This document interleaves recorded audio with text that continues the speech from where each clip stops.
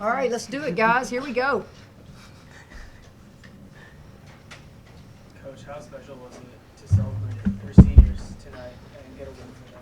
Well, they got to win for themselves, and it's so exciting because all four of them scored, and all four of them were emotional for different reasons. They had their families here, and there's just something, unless you've put on that uniform, there's something about taking it off for the last time. Now, they don't take it off for the last time, but that was their last regular season game on that floor. They'll have an opportunity in the playoffs to host the first and second round here, but the emotions of, wow, I won't ever do this again, just come flooding out. And you certainly want to leave with a victory. Coach, first for you, then Aaron, for you, same question. That play at the end of the third quarter. Oh, Dee Dee's hustle play, ball's going out of bounds. She's trying to find a teammate. Aaron's hands were right there. Bam, she catches it and gets an and one. And as you saw, local kids are always going to be the crowd favorite. And when Juicy and DeGreat do something like that, it just gets everybody fired up. Aaron, that moment for you. It was real special just to be right there and catch the ball and just score with the time that I was in. I was really excited. Tay, I wanted to ask you about something in the third quarter. I know there was one shot you don't want to talk about, but what you did after that, just talk about kind of the whole sequence where you missed the three and then you had the 7 points pretty quick. I don't even know what you're talking about. She can't remember. She can't remember all that. So I couldn't even tell you how I feel. I really don't remember what you're talking about. Yeah. Juicy, can you talk about after the game? Obviously, it's an emotional night, but for both of you and Aaron, growing up here and then all 4 years here for you at your career, I mean, just kind of reflect on all the emotions. I know I woke up this morning and I was like, I'm emotional. It's an emotional day. Just come and think of I wake up this morning. I have a total of 3 more games today, and then 2 more games left. Just to play on this home court in front of the best fans, and getting to play with Erin, my last year here and her transferring here, that's special, and getting to play with these two too. Coach, Karen said that what makes this team different is the hustle plays. I mean, cleaning things up and never stopping. What leads to that driving edge? Well, I hope it's the program and the expectations from the players before them. I think when you come in as a freshman, you think you're the worst player in America, and you get pushed around by the upperclassmen, and you learn, and you persevere, and then the next group teaches the next group, and it's just a constant cycle, and you teach them what's expected here. And we're going to play hard, and we're going to guard you, and we're going to rebound the ball. I can't tell you every game we're going to win. I can't tell you every game we're going to be good offensively.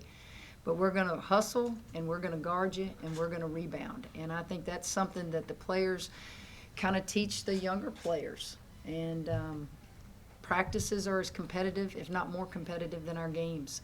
And I've had to kind of get away from scrimmaging a lot, particularly this team. They'll hurt each other, and in a good way, because they're that competitive with each other.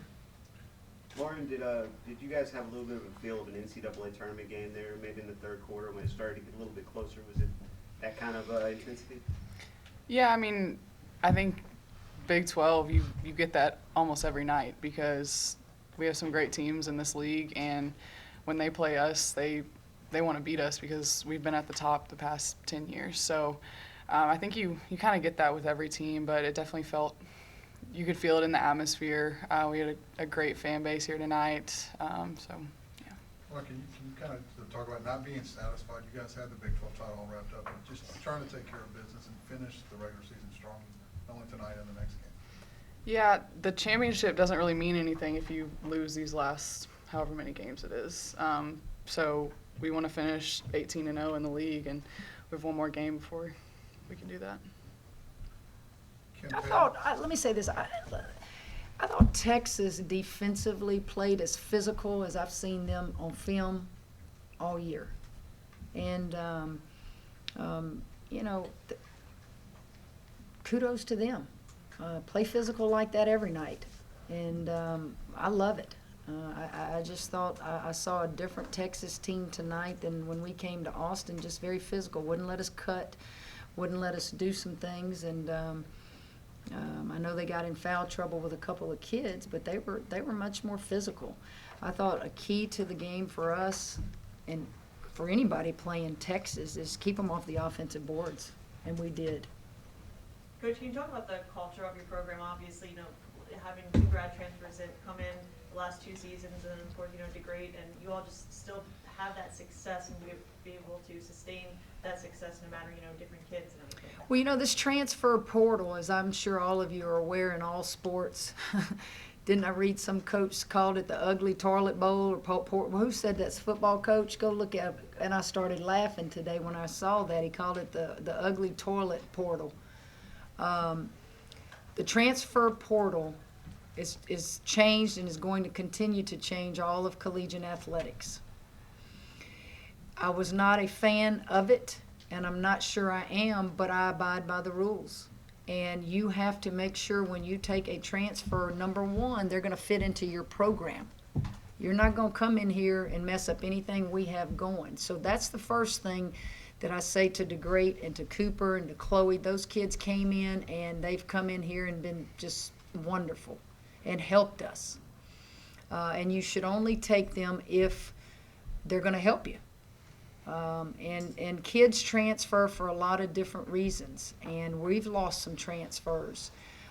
It's a concern across the country for coaches because it can mess up your entire livelihood. It can mess up your recruiting classes. It can set you back.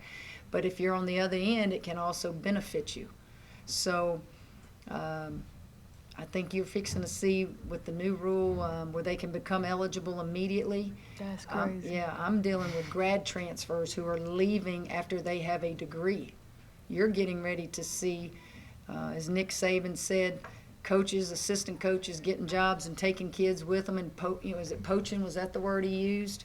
Man, you're fixing to see a lot of different things take place with transfers, but I'm not going to take a transfer that doesn't come in here and these kids enjoy playing with them and they can help us win.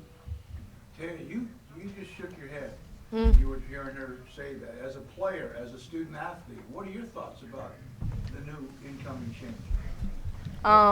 What is the rule exactly? They're trying to say if you transfer, you can play a one-time transfer waiver and play immediately. So if you're a freshman and not happy, you can go to another school and play immediately. Wow, Ugh. that is awesome. Well, I guess that's good for everybody who get the transfer soon because we had to sit a year, so that was unfortunate. I mean, we transfer for different reasons, so I mean, coaches leave and they get to coach immediately, so I don't understand why we couldn't play immediately, but the rule changed, so. Not the coach. Both games against Texas this season, you guys have been able to shut down their bigs inside. How have you guys been able to do that? I mean, we take it personal especially when we're going against post players that we match up with well. And I mean, they weren't hitting shots tonight. That may have been our defense. That may have just been an off night for them. But we do take it personal every night.